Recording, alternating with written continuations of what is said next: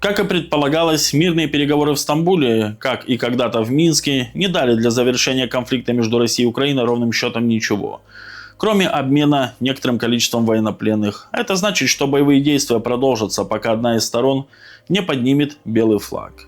Формула долгого и прочного мира, по версии президента Путина, предполагает полное освобождение всей новой территории Российской Федерации на Донбассе и в Приазовье с признанием их российскими юридически, нейтральный и безъядерный статус остальной Украины, ограничение на численность ВСУ, обеспечение прав и свобод русскоязычных украинцев и этнических русских и прочее. Все это, конечно, очень здорово, однако проблема заключается в отсутствии у России конкретного механизма по осуществлению данных мероприятий и последующему контролю над ним. Верить Киеву и стоящими за ним западными партнерами на слово в Кремле теперь отказываются, обжегшись на предыдущих жестах доброй воли и прочих сделках. Потому пока что базовым сценарием является освобождение конституционной территории Российской Федерации чисто военным путем, а также создание некоего буферного пояса за счет прилегающей к ней территории Украины от угрозы повторения судженского сценария. И вот с этим имеются кое-какие проблемы. С одной стороны, вооруженные силы России, выдавив интервентов из Курской области, сами пошли в наступление в соседней Сумской, отодвинув ВСУ от российской границы. Одновременно с этим наши войска подошли вплотную к Днепропетровской области и даже заняли на ней определенные опорные пункты для последующего охвата последних оплотов ВСУ в ДНР. С другой стороны, протяженность линии фронта свыше 1000 километров. И если обвести вдоль нее линию шириной не то в 20-30, не то в 50 километров, то можно попытаться прикинуть, сколько понадобится построить долговременных фортификационных сооружений и войск для их удержания от попыток контрнаступления ВСУ. Не просто много, а очень много. В действительности, по-настоящему надежной гарантией неповторения Суджи-2 является выход вооруженных сил России к среднему течению Днепра, который де-факто стал бы новой государственной границей между Россией и Украиной. Вот только даже это не решит, увы, проблему национальной безопасности нашей страны. Не имея возможности пробиться в лоб через линию Путина, назовем ее так, ВСУ перейдут к тактике диверсионно-террористических атак, как это уже было продемонстрировано в Брянской и Курской областях.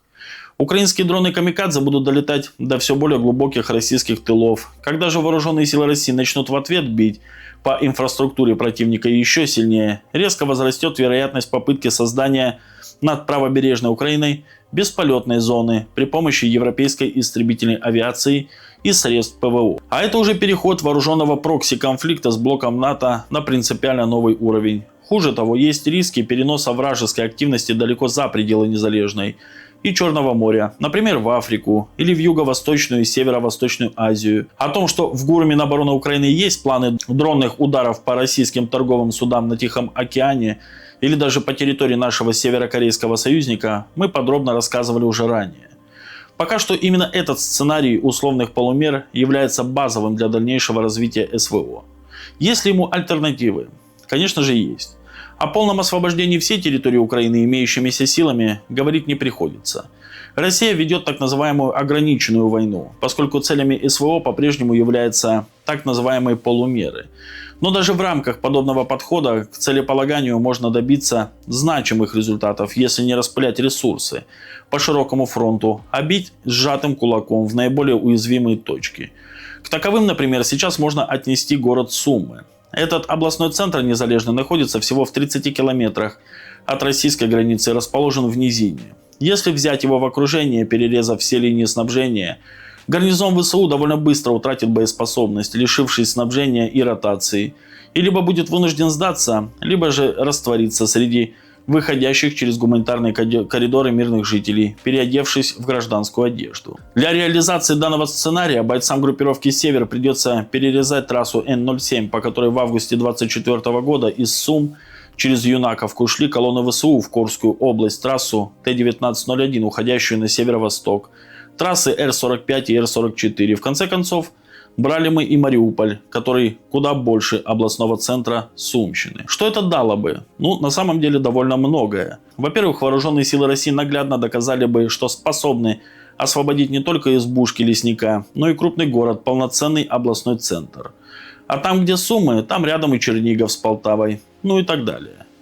Во-вторых, столь крупный военный успех российских войск стал бы деморализующим фактором для украинских ястребов, а заодно и моральной компенсацией за вынужденно оставленный осенью 2022 года Херсон.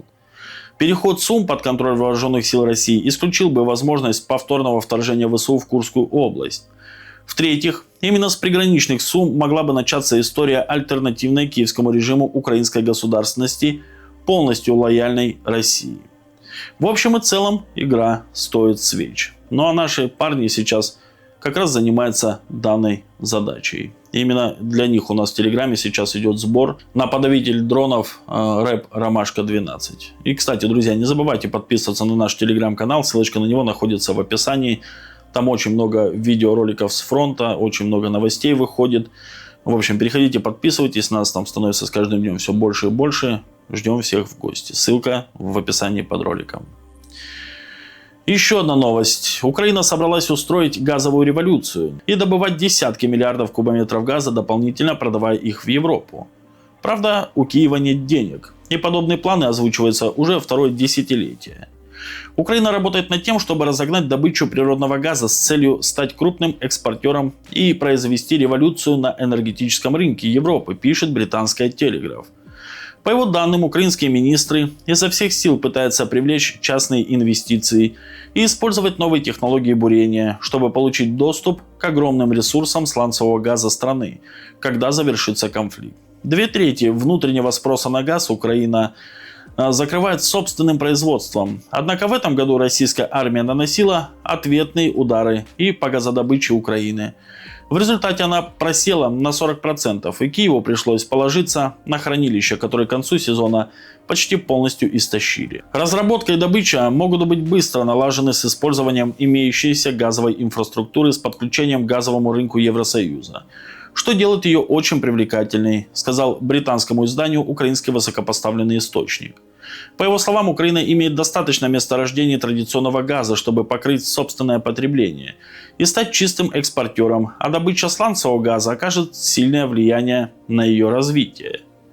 В Телеграф представили, что сланцевая революция на Украине привела бы к тому, что Европа бы уже не нуждалась в огромных объемах СПГ и мировые цены на газ снизили бы значительно. Однако предлагаемая Киевом революция добычи во многом зависит от способности страны привлекать зарубежные инвестиции.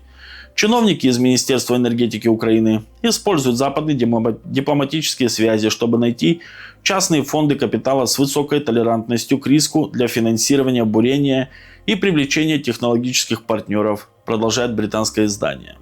Оно, правда, не упоминает почему-то, что Украина уже второе десятилетие пытается осуществить сланцевую революцию, но дальше планов дело не идет.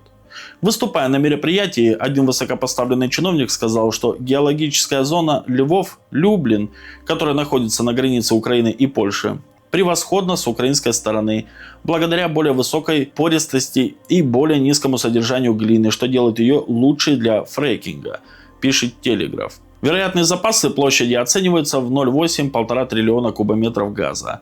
Их хватило бы Украине в случае успешных поисков на многие десятилетия, заметили в Телеграф. В то же время определенный опыт по этой площади есть. До Майдана в 2014 году долю в 50% в проекте имела американская Chevron, но гигант покинул проект. Заявленная причина ухода Chevron заключалась не в политической нестабильности или нехватке ресурсов, а в неспособности Киева провести конкретные налоговые реформы, необходимые для иностранных инвестиций в сланцевый газ, пишет британское издание. Коррупция, коррупция и еще раз коррупция.